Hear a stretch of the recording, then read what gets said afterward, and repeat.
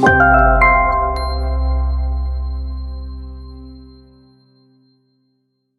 everyone, and welcome back to the Beloved interview series here on Beloved Revealed. The last episode, we had Ruthie Dubois on talking about mental health and faith and about trauma, and it was a really good episode. So if you haven't listened to it yet, make sure to go to the previous episode and check that out. And this time we're following it up with talking a little bit about pandemic trauma and how to cope with things that are to come after this really hard time in our lives. So I will hand it over to Ruthie just to talk a little bit about what we can, be expecting trauma-wise or just struggles-wise, and how we can cope with that. So Ruthie, take it away. Hi, thanks for having me back.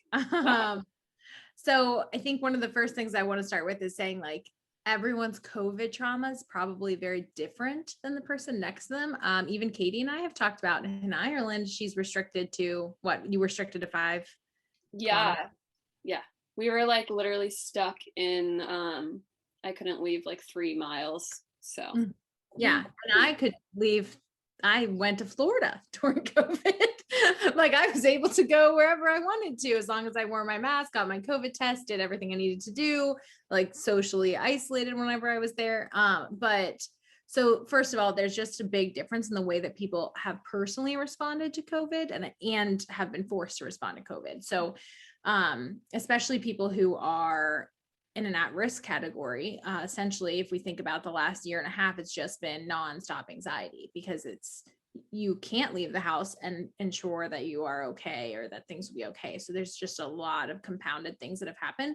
But one of the things that's kind of maybe cool is not the right word, but good about COVID is that we all are experiencing this at the same time together. So even though it's going to be different person to person, I think there's been some community in this experience that might not have existed otherwise, where a lot of people were able to say, I have to do this thing to protect people that I don't know, people that I do know.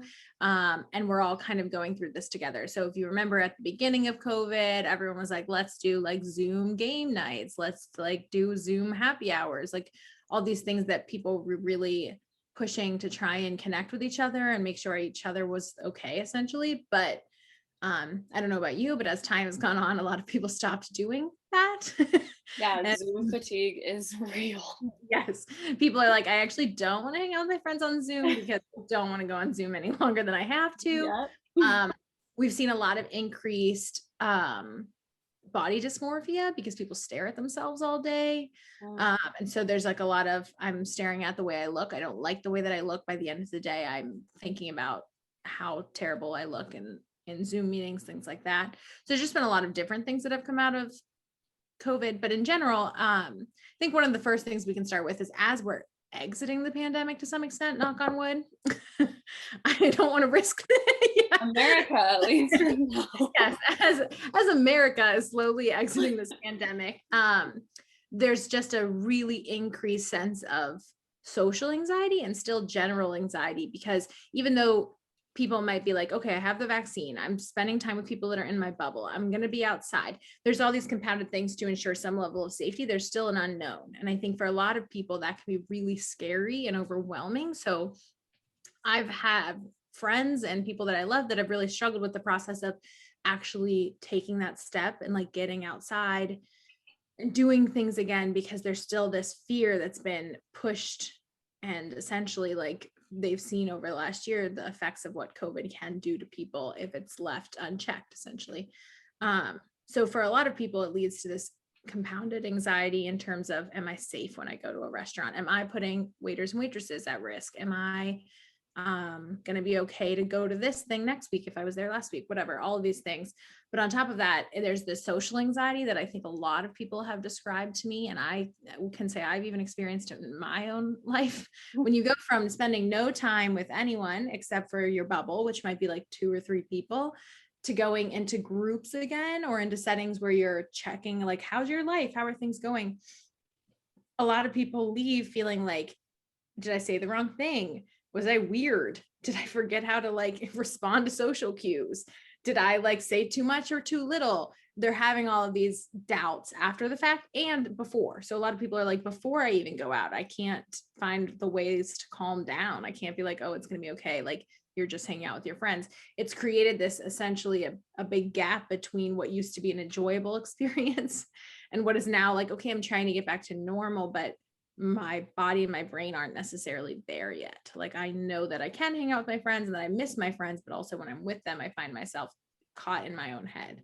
Yeah, even like I can attest to this. Like Ireland's been opening up maybe just a little bit, but I have one friend here from college, so like I'm comfortable with her, but then like she lives with totally new people, and it's like before I go over there, I'm like, am I going to be embarrassing when I'm there? Like, what am I going to say? And I've always been an extrovert, but ever since like things have started opening up and I've begun socializing outside of my same 4 to 5 people, I'm like, oh my gosh, am I saying the wrong thing? I'm anxious before, and then after I leave, like you just said, I'm like, okay, that was all right, but like I can do better next time. And then I just work myself up for like the next social gathering that I'm going to. And I'm like, I've never been this way before. Right. It's because for so long, like you didn't have to think about it. It was just something you did. Like you were social every day or every other day. It was just part of your life. And now it's an event every time you're being social. So you're getting yourself built up of like, what is going on? How do I manage this? And I think a lot of people, especially people who are extroverted, who've never experienced that, are struggling with like, what is going on? Why am I acting this way? I've heard a lot of people who are introverted have said that they actually kind of liked the process of like other people finally know how I feel, first of all. And second of all, I don't feel as awkward if the other person's thinking about, are they awkward? It's a little bit like more toned down. I also have heard a lot of people say that when they go into social settings now, they have to think of like, what am I going to talk about? Because I don't experience anything day to day. Yeah. Like usually we have stories. Right. But now it's just like vaccinations or like COVID around the world, like the weather still, like it's like all these surface level conversations, and they're like, oh, wait, we're more than COVID. Yes, right. What did I talk about before COVID? Like, what is going on? I don't remember. Exactly. It's like led people to this sense of like, I don't even know what to say to you. Like, what am I going to do? So I think that is like a big effect of COVID that I think we're going to struggle with for a while until things become a little more routine. I think also what COVID has done that everyone can attest to is people don't this is how I describe it when I'm working with clients. People don't realize they have coping mechanisms until those are taken away. They don't realize that parts of their life are coping mechanisms. So like spending time with friends, attending like yoga classes or group fitness classes where you feel like you're part of a community, but you're also like doing something on your own, going to church in person, going to Bible studies, going to like clubs that you're in, all of these things that we just did as parts of our lives. When those are taken away, you don't realize like, well, what is my life without all those things? Because that's what my life consisted of. So I think a lot of people too were then met with this sense of like existential anxiety of like, there's so many things I've never had to sit and think about, or there's so many things I've been able to avoid with activities or a busy work life. And now I can't because you're stuck with them. So we've seen a lot of increased suicide, a lot of increased like genuinely difficult anxiety of like anxiety attacks every day, things like that, where all these things kind of compound and leave you sitting at home with nothing to cope with. So even especially substance use over the last year has just been like, I think it's one of the worst years since like the opioid epidemic in the US, at least. I don't know about Europe's numbers. But in the US, it's been like one of the worst years, especially for young people who struggle with addiction. And a lot of that is because like, what do people who struggle with addiction use as a coping mechanism? Groups, people, like community, like AA, NA, like spending time in activities. Like a lot of people, when they're working towards sobriety, are engaged in like volunteer activities, so many different things that kind of keep you busy and keep you checked. When you're stuck at home again, like those are going to be the first things that you're struggling with, because it all kind of comes back. There's nothing really to help you cope. So over the last year and a half, or I don't even know if it's been a year and a half anymore. I don't even know. Over the last, however long COVID's been here, it's almost been a year and a half. It's like a year and 2 months or whatever. there's just been a lot of change in our abilities to cope, because we didn't call it coping. You didn't like before, it wasn't coping. That was just your life. That's just how you lived. Yeah. And then you're like stripped of those abilities to function day to day. Yeah. I think something that's helped me, at least, is being in community with like the same, morals, values, like humor, like that's been really helpful. But I'm almost wondering, like, what are some, like, I think, like you were talking about for substance abuse, community is super important, and like meeting in person for things like socializing is actually very important and like a essential part of humanity. So, Mhm. what do you think are good coping mechanisms, like outside of that, since the pandemic has kind of taken that away? I know it's like you can start to go back into that, but also like how can you get back into it in like a safe and healthy and positive way, but also like what are some outside coping mechanisms other than community right now? Mm-hmm. Yeah. So no one's gonna like this answer because it's not fun. But routine, like having a routine, is one of the best things you can do for your mental health. So I think a lot of the things that happen with COVID too is people are like, oh, I work from home, so I roll out of bed at 8:45. I start my work day at 9. I go through it, and then I and then I lay down, I watch TV, and then I go to bed. You get this like kind of like icky routine. Like, yeah, that's a routine, but it doesn't feel intentional. So having an intentional routine of like daily exercise. So again, nobody's going to like that answer. People don't like these answers because I'm like, I'm sorry. I know, like, I know that that's hard work. I know that that's a lot, but the reality is that our bodies need to move, and COVID has restricted movement so much because you're stuck inside. And Yep. so that lack of movement actually heightens your anxiety in general too. So if you're already struggling with anxiety, sitting inside all day and thinking about how you're anxious, that's not going to help. It's just, that's just going to compound it. So daily movement built into a routine, eating like a genuinely well balanced meals instead of like not eating and then binging unhealthy foods and then going through like a pattern. So eating like actual meats, or if you're vegetarian, like proteins, greens, like things, just kind of building in like an actual well balanced eating habit, because essentially, unfortunately too, the way we eat is really connected to our mental health. There's tons of books about it, so if anyone, if you're ever interested, and there's people who know more than me, who are dietitians and psychiatrists, but we do know that there is like a gut connection to our mental health. Well, I think sometimes it's like made a little bit easier or simpler than it is. It's not like, oh, I take a probiotic and I'm not depressed anymore. Like, that's not how it works, but there are connections. So if you're eating crappy, you'll start to feel crappy essentially.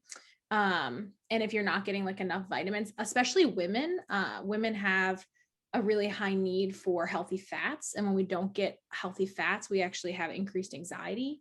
So that's like avocados, like stuff like that. That's why a lot of women take like fish oil supplements, things like that. But in general, there's a lot of different ways that we can manage our general health that can help with our mental health. So like I said, routine, waking up at the same time every day, trying to go to bed around the same time every day, giving yourself time intentionally removed from screens. So we just mentioned Zoom fatigue, but a lot of people finish their day on Zoom and then go to watch TV.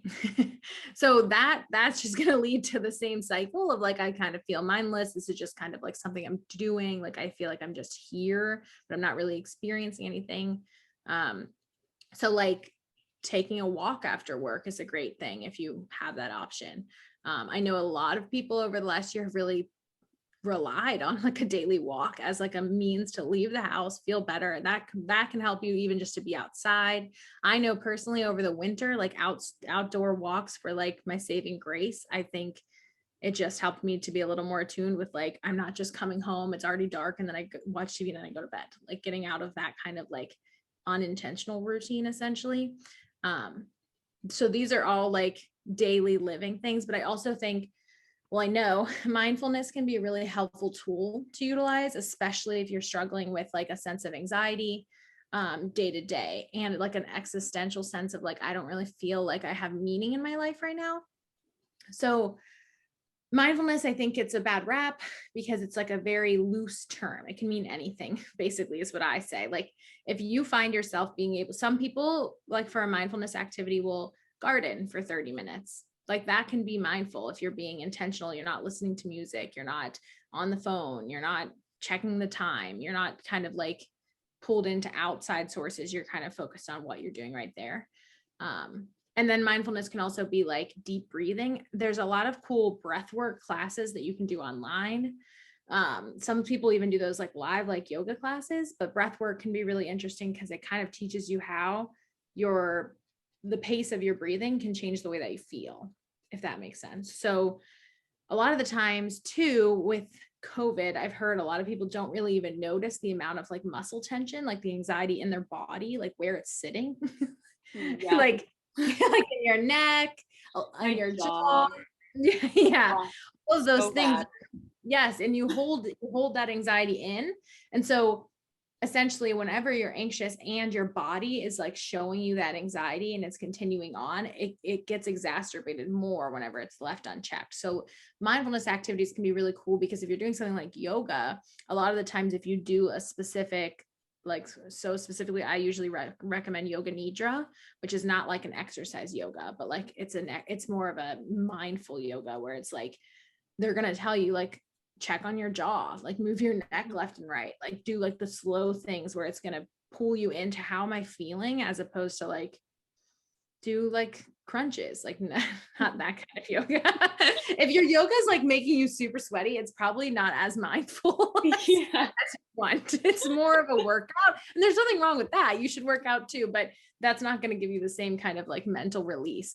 So those are all like very holistic tools that you can use. Another thing is like getting a therapist, having someone to talk to about what you're going through, because what's kind of cool that I've experienced last year is that like I'm going through the same things as my clients. So whenever a client's saying to me like, it sucks that I can't hang out with my friends, it sucks that I come home every day and I feel like I do the same thing, I'm like, yeah, I know. Like that's what's made this year so interesting, is everyone's going through that at the same time. Like everyone's having that same sense of compounded trauma. And like this really is a trauma because there's been this life-threatening sense of like, am I going to be okay? And that's compounded by all of my coping mechanisms and my routine have been taken from me. So that is traumatizing, like just matter of fact. So I think also validating that for yourself, and giving yourself that grace of saying like, this sucks, like, and it's okay to say that this sucks. And I know that there's people dying, so it could be worse, but that doesn't mean that this doesn't suck for me right now. Right. Also thinking about like, so this is all really good stuff that like I hopefully I've been trying to do over the past year and a half or however long it's been. And now that like the world is opening up, you know, it's worth celebrating. But what do you think about like, you know, jumping full force in, and like that might not be the healthiest, like really doing as much as you can, like mentally? I don't know how that would have an impact on me right now. I think I would be exhausted and it would just like increase anxiety at this point. So what are your thoughts about like kind of like weaning into normal pre-COVID lifestyle again? Yeah.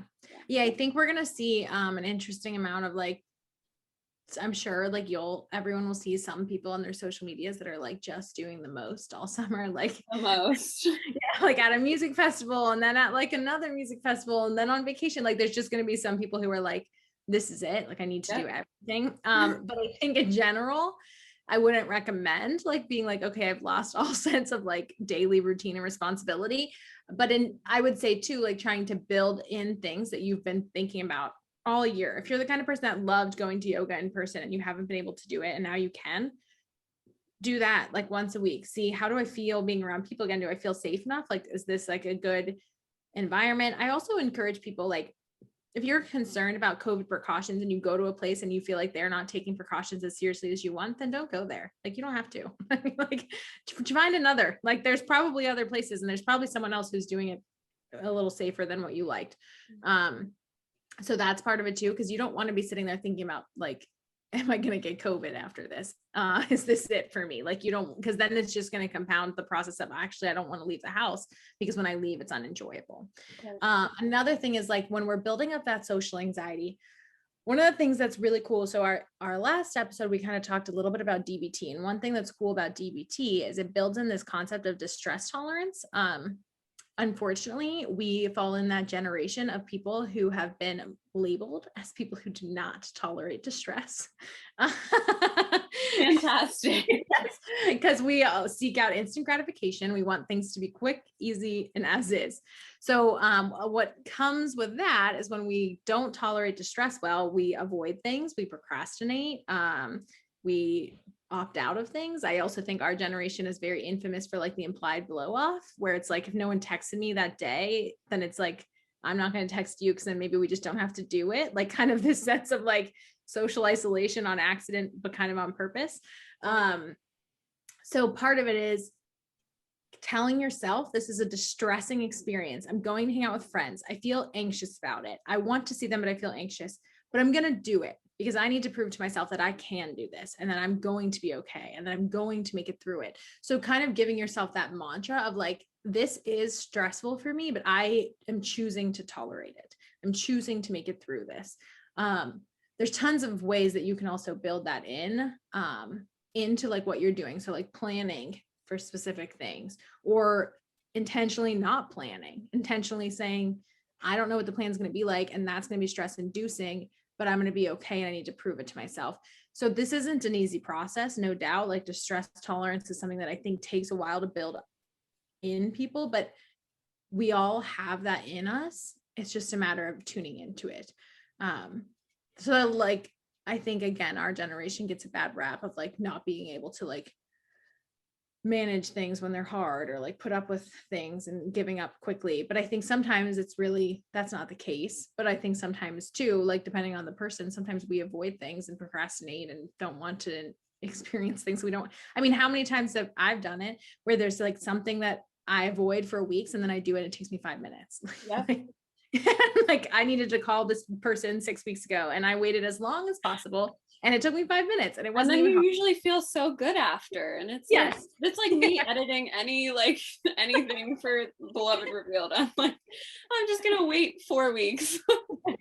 Yes. And then you're like, oh, that wasn't as bad as I thought. So that's a great example of like, we avoid things when they aren't fun. So if you find that going out with your friends is something you're avoiding, but you know that in your heart you want, and it will be rejuvenating in the end.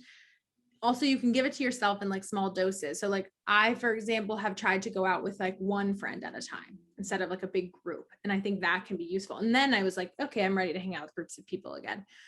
Because I think even just one-on-one, I was like, these are people I used to hang out with all the time and I'm getting anxious. Like, what am I going to talk to them about? Like, what do I have anything updates in my life? Meanwhile, I have like so many things I could talk about, but it's just the idea of like, this is the first time I'm having a conversation with someone in person for a long time. Like we've all texted each other and then I have like, there's just a little bit of anxiety that comes with that. So choosing like, actually, I think it's worth it to put up with this. And some people like to give themselves mantras of like, I can do this. It's going to be okay. I'm strong. This is hard right now. Depending on what it is that you're trying to do. But yeah, building it in slowly, starting small, or even like seeing your family first, seeing how that goes. Well, I guess it depends on who your family is. That might be more stressful. It's true.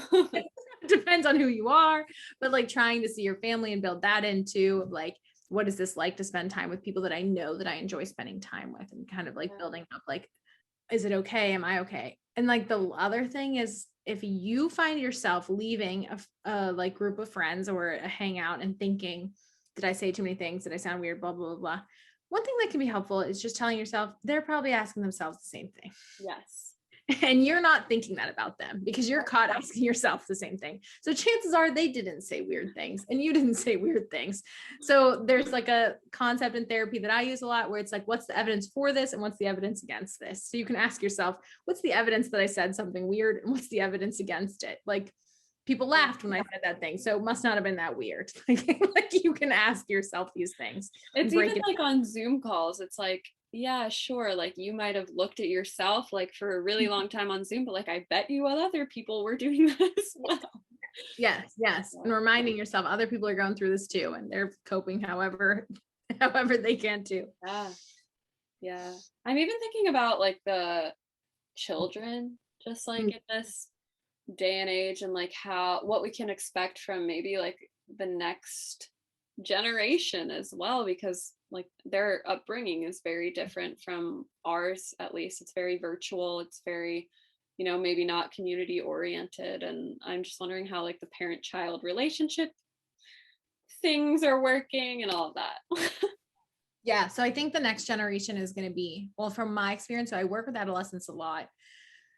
And I would say on average, the amount of friends that I had in person and I wasn't a super popular kid, but I wasn't like not popular. Like it wasn't like a thing. It's just like had friends, you know? Now on average, I would say most of the kids that I interact with have one friend in person. Like that's like that's like what it's like. Like most of their friends are online or they play video games with them online. Like they don't know them. They live in other states. I've met tons of kids who are like, I have 15 friends online that I talk to every day, but I don't have one in-person friend. So we first of all need to acknowledge that like this next generation is going to be a lot more tech oriented, but also a lot more lonely because unfortunately, like we've learned, when you have that in-person experience, it's different. That's why we're not hanging out with our friends on Zoom anymore, because we're like, it's actually not even worth it. It's so draining. I'd rather see you in person or like call you. I don't need to look at myself anymore. Like there's just such a big difference. So this next generation of kids, I think is going to be a lot lonelier, struggle a lot more socially, like struggle a lot more with like, what is a social expectation? What's not a social expectation?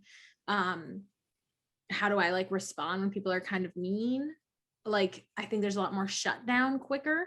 It's that same distress tolerance concept of like, is this person saying something that's just kind of like mean or are they bullying me? Like, I don't know how to respond and it's just an immediate shutdown. So on top of that, we have these same kids who are at home with their parents all the time. So I don't know if you remember what it was like to be in 8th grade, but I don't think I would have liked to be home with my parents all the time in 8th grade. Yeah. Sorry, mom and dad. Yeah, no, it's not them. It's what it is to be an 8th grader. Like that just is part of that stage of life. And so these kids have been not only forced to stay home and away from like their activities, the things that helped them. So maybe sports, school, musicals, whatever, those are all gone. And now they're stuck at home with the people that they probably don't like that much because you just don't like your parents when you're an adolescent. You just don't. And so on top of that, we have the even younger kids who are learning at a very delayed rate. So they're not going to be, no offense, they're not going to be like the bright. I know everyone has seen those memes where it's like, I will not be seeing doctors who graduated from Zoom, like so like things like that. But like, obviously that's not fair, but there's still this experience of like, these kids are learning how to read over a computer. Like that's just not the same. So a lot of these kids are going to be delayed. So there's just going to be a different expectation, I hope, for what it means to be successful and on track, because it's just going to look very different than it did for us. And then on top of that, a lot of parents and kids just, there's so many memes and jokes about parents just being like so sick of their kids, which is totally reasonable. I don't know how many kids are in your life, but I spend time with my nephews and I love them wholeheartely, but I could not imagine being stuck at home with them every day and doing Zoom kindergarten. I just couldn't. Like, I don't have that in me. Like Zoom kindergarten is just like, that's unparalleled. Like, I don't know how even a teacher is teaching that. I don't know how anyone's surviving, but there's just like this compounded experience of the parent is also going through COVID, also working from home, has the same, probably, if not more, work expectations, is parenting and is homeschooling all at once, essentially. Not homeschooling, but essentially watching their child do school. And a lot of kids, I have learned from work, are not doing their schoolwork because they don't care. They don't care. There's a lack of motivation because when you're stuck at home and it feels like nothing matters, you're not going to want to be like, let's go do schoolwork. That's just not happening. So I would encourage everyone, if you have kids, be patient with your kids. Try to involve them in activities if you can. Try to get them to find other ways to do things. So like going outside, like doing nature scavenger hunts, going on hikes, drawing, doing art, getting dirty, like just making the most of things. I think in some ways, some parents have been like, this is really cool. I've never spent this much time with my kids. I've learned a lot about my kids over the last year. But I think with that, you deal with the stressors that come with that too. So actually making the most of the time with them. And if you don't have kids and you experience kids, well, we all experience kids in different ways. just try to be patient with them because they don't know. Like they just don't know. And they have been essentially stuck in this situation where it's like day to day, their life is very different than yours was growing up. So that's what I try to remind myself. I was at Target 2 days ago and I heard a kid that literally was screaming at the top of his lungs for 30 minutes about every single thing that he saw and wanted. And I found myself getting annoyed and I had to remind myself, that kid probably hasn't left the house very much. And he's probably like, oh my God, you can just like buy toys and like, I want that. And then you're not getting it for me. Like, because kids have been at home watching TV. Mom, I want a sandwich. Okay. They get a sandwich. Mom, I want this. They get it. There's not that same experience that you have at a school setting where it's like, hey, I want to go take a nap right now. Okay. It's not nap time. So we're going to keep doing this thing. You know what I mean? Like they're given a more autonomy, but it's not really autonomy. It's just, some parents are just trying to survive. So they're like, if my kid wants to take a nap at noon, I'm going to give them that nap because I want them to take a nap too. Like, so there's just been this gap in like distress tolerance, rewards and consequences, like punishment, like so many different things that just aren't the same as like a fully functioning, like normal time for children. So just try to be patient with kids. And like, especially kids that are like high schoolers now, it sucks. Like they didn't get prom, they didn't get graduation. They like so many life events. I mean, they have every reason to be sad about that, but I think it's just kind of hard to understand when you don't put yourself in their shoes. So yeah, poor kids. Yeah. It makes me sad. I mean, like you said though at the beginning, like we're all going through this at the same time and it's affecting us all in different ways. And I think that's what's the craziest part is like we're all going to have different traumas and struggles with like recovering from all of this. So I think it's just a matter of like being gentle with yourself and like not forcing, for me at least, not forcing myself to like do too much at one time because I'm like, I want to just get back out there and do everything and socialize with everyone. But like my body might not want that because I've been laying around a lot more and like relaxing and being more introverted more. And I just have to realize like I have to be more gentle. And like you said, like routine, like I have to have routine in order for me to kind of like get back into the swing of things. Absolutely. And I think too, a lot of people have, and I can attest to this in my own life, my like social battery is so much smaller. Like now when I hang out with people for like an hour, I'm like, wow, I did that. Like that was a lot. Good job. Like, wow, I haven't needed to do that. So, and depending on who the person is, obviously, but like there's still like this buildup of like, oh wow, it's a lot harder to socialize in a group of people for hours. Whereas before I'd be able to go from like one party to the next party and not think anything of it and have a million conversations with random people. Now I'm like, I just don't have the energy to have a conversation with this random person. Like, I'm like, I don't care anymore. Like, very different. You just don't have the same energy and trusting yourself and being like, I actually probably should only do one social activity today. And that's okay. It's true. I was just overhearing a conversation about like dating during a pandemic too, and just like how like say you move to like a new city or like a new place and it's like how do I even like date or like make friends in this place in a pandemic? Like virtual life is so important, but like what is everyone's intentions on apps? And this is like a tangent, but that's even something like relationships are very different now too. I mean, like they were developing like very much virtually before the pandemic, like on Tinder and all the apps, but now it's just like more escalated almost. Like how else do I meet a person? Right. And I feel like a lot of people I know even have described like I met someone like 2 weeks into the pandemic and then I was like, well, I may as well just like keep hanging out with this person, like essentially getting like pushed into a relationship. And then like a year later, they're like, I don't know if I like them or if it was just like fun. Like I just needed something to do. I had nothing. We like watched movies together and they were in my bubble. So it was fine.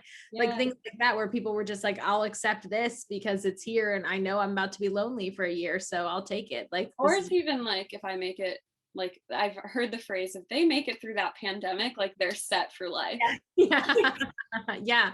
Some couples have done so well over the pandemic and some, I mean, there's a really great psychologist. Her name's Esther Perel, and she does a lot of like cool, she has a podcast, she has TED Talks, books. She's really interesting, but she specifically focuses on like couples, and she's throughout the pandemic done like a series on just like how relationships are being affected by COVID. And she like did a podcast series on like couples who've been greatly affected by COVID. Like, for example, if your partner is a nurse and couldn't even be in the same room with you for 9 months because we didn't know enough about COVID. So they stayed separate from their kids and their husband. Like, could you imagine like how that's going to impact a relationship? So yeah, couples, as there's such a stark difference between a COVID couple versus like a not, like in the normal times you have friends to say like, that's actually weird that he said that.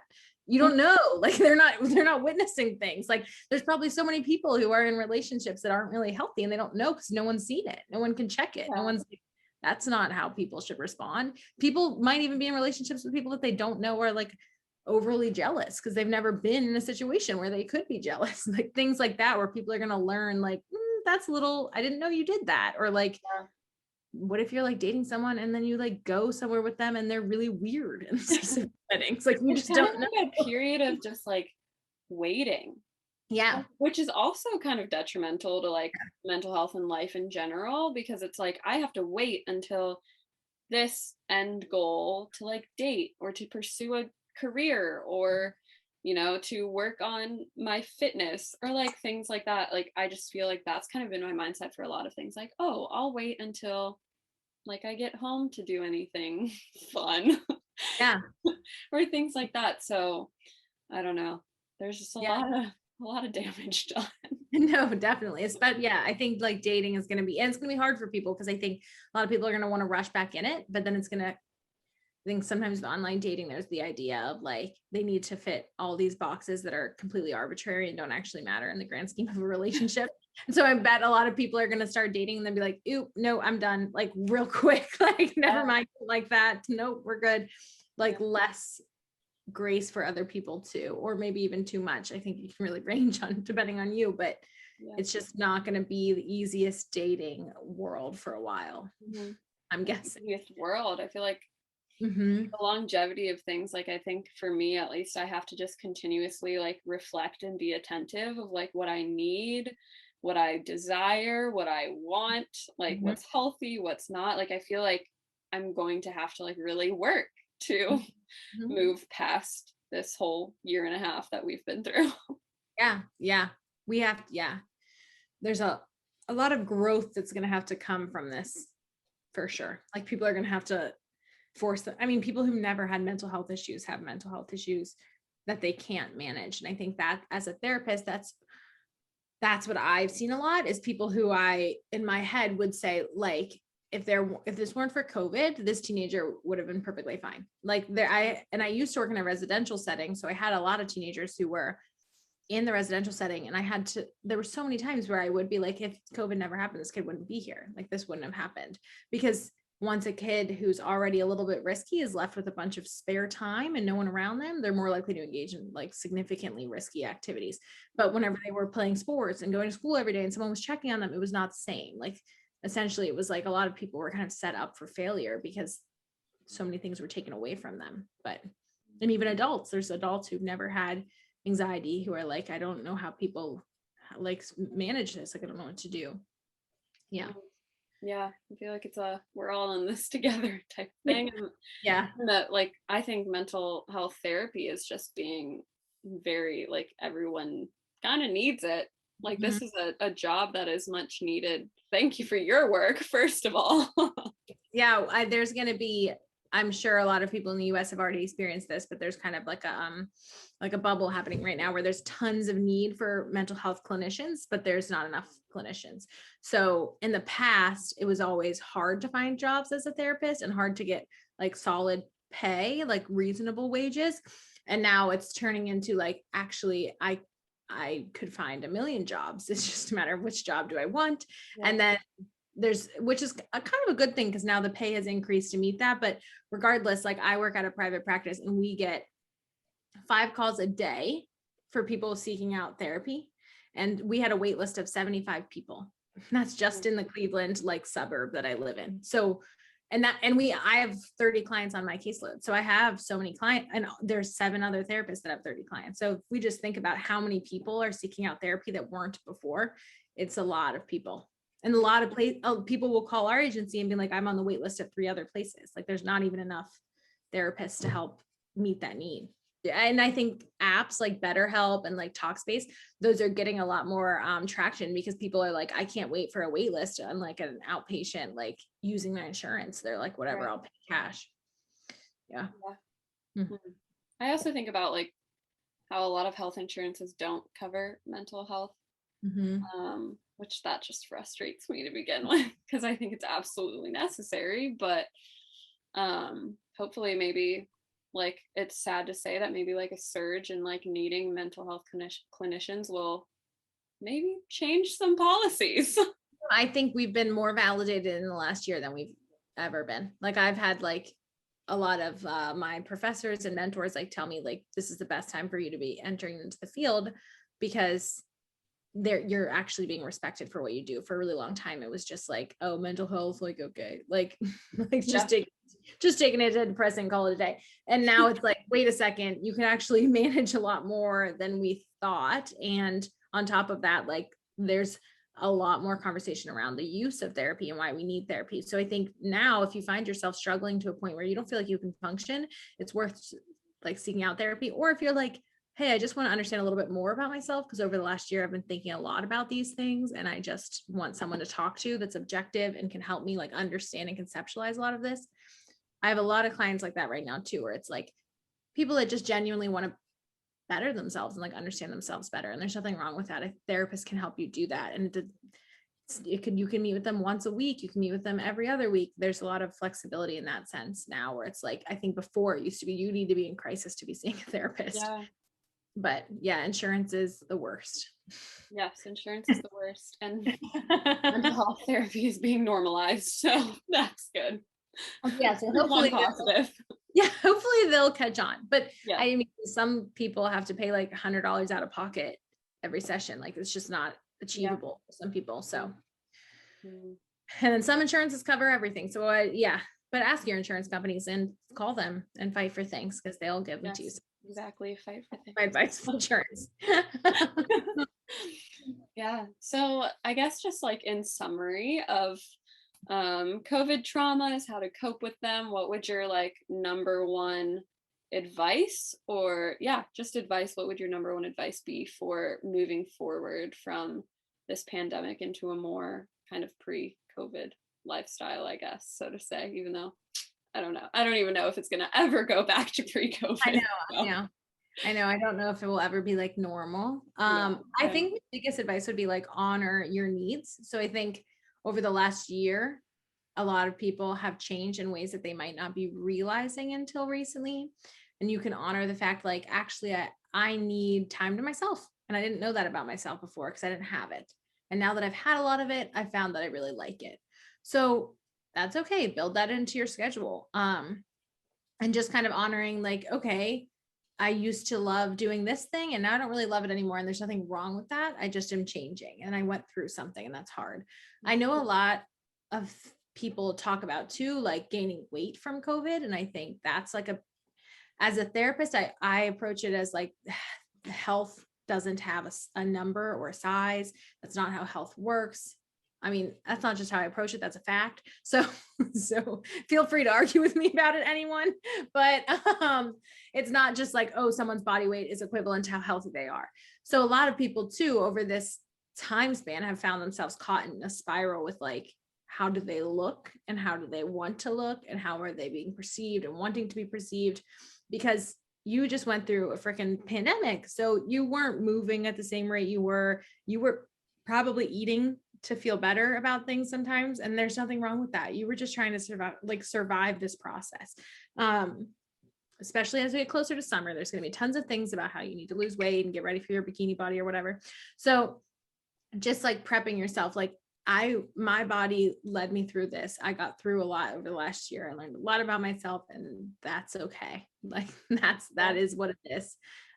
So really just honoring what you need and being able to communicate that, I think would be my biggest advice. And like being able to say to people like, hey, I would love to hang out with you, today, but I actually find myself struggling to get out of bed, or I find myself struggling to leave the house right now, or I'm still kind of worried about COVID, whatever it is, kind of giving yourself that grace, but also challenging yourself. And like I said earlier, trying to get some distress tolerance, trying to put yourself in new experiences, because sometimes what mental health issues do is convince you that those experiences aren't worth it. And that vulnerability is really scary, and that's it. There's no win. And I think that's where life happens, is that vulnerability. That's scary. Like, I took a step and it was worth it. And I tried this thing and it was scary, but it was cool. And I learned a lot about myself. Or I tried this new thing and it was so fun.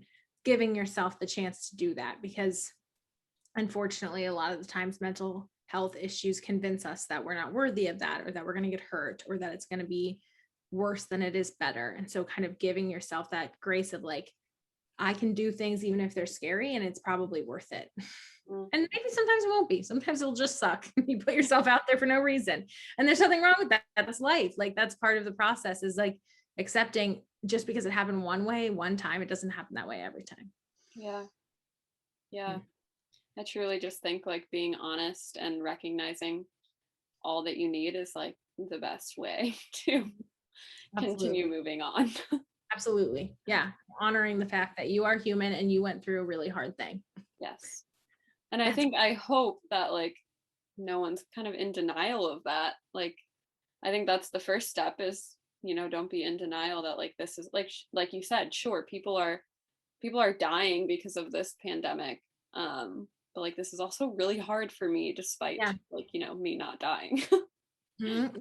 And that I say to clients a lot, like, one person can be in pain, but that doesn't mean that you're not experiencing your own. And that comparison of pain doesn't help anyone. It doesn't help the person that's dead, and it doesn't help you. So comparing, I have a lot of people, because I work with trauma a lot, say like, well, this happened to me, but that's not as bad as this. And I say, well, it was that bad because it was that bad to you. Like, it doesn't actually matter what happens. So let's process this. Yes. Like, some people have trauma from bullying, and some people have trauma from like really graphic events, and that doesn't mean that they're not both real. So I think you need to honor that with the pandemic too, because some people are going to have traumas that are different, and some people are going to have pandemic trauma of like, I lost 3 of my family members to COVID, and some people are going to have pandemic trauma of like, I don't even know how to talk to people anymore. And those are both valid and real. This was good. Thank you for the last 2 episodes of just talking real stuff. Like, I think this stuff needs to be talked about online, because I know it's starting to begin to be talked about a little bit more. But I just think like just how we should be honest with, you know, how we're feeling and how we're processing COVID things. Like, we should be able to express that, you know, online, and not put like a filtered reality over that as well. So thank you for being a part of this. Yes, absolutely. I am so grateful to be a part of this. Yes. Thank you so much for listening. If you have any questions, comments, concerns, don't email beloved.revealed@gmail.com, or don't. I was gonna say no, don't send. And if someone's gonna with me, I'm not ready for it. I don't want to. I don't have the energy. All right. Goodbye, everyone. Bye.